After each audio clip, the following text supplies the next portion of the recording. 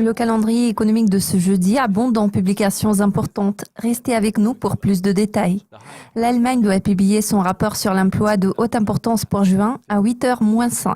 Le taux de chômage a légèrement baissé en mai par rapport aux 6,3% affichés le mois précédent. L'estimation préliminaire de l'IPC allemand est étroitement surveillée pour juillet, suit à midi.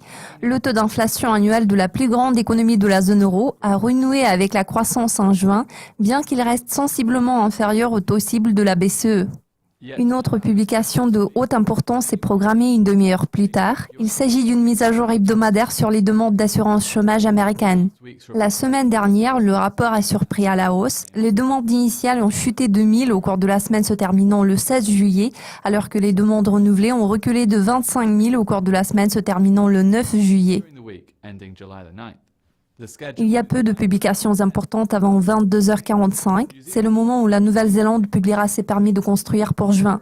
Le nombre de permis a ralenti en mai par rapport à son gain de 6,8% enregistré un mois plus tôt. La confiance des consommateurs britanniques pour juillet suit à 23h05.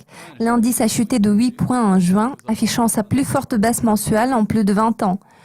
2 communiqués de presse concernant la performance de l'économie japonaise en juin seront disponibles à 23h30, y compris l'indice des prix à la consommation qui sera très surveillé.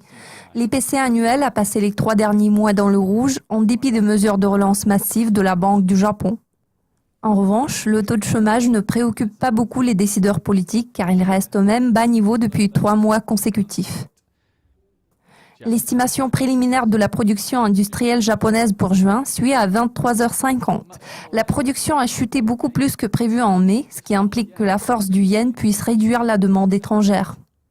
La confiance des entreprises néo-zélandaises pour juillet sera disponible à 1h du matin. L'indice a grimpé à son plus haut sur 6 mois en juin, ce qui reflète l'optimisme croissant parmi les entreprises dans les secteurs de la construction et des services. L'Australie fera connaître son indice des prix à la production du deuxième trimestre à 1h30. Les prix ont reculé au premier trimestre. Bien naturellement, cela s'explique par une baisse des prix du carburant. Nous découvrirons les données australiennes sur les prix au secteur privé pour juin à la même heure. Les prix ont poursuivi leur croissance en mai car la hausse des prix hypothécaires et des prix aux entreprises a contrebalancé l'affaiblissement des prix aux particuliers. Les mises en chantier japonaises concluent ce calendrier à 5h du matin. Ce chiffre n'a cessé d'augmenter au cours des 5 derniers mois, affichant toujours une hausse plus forte que prévue.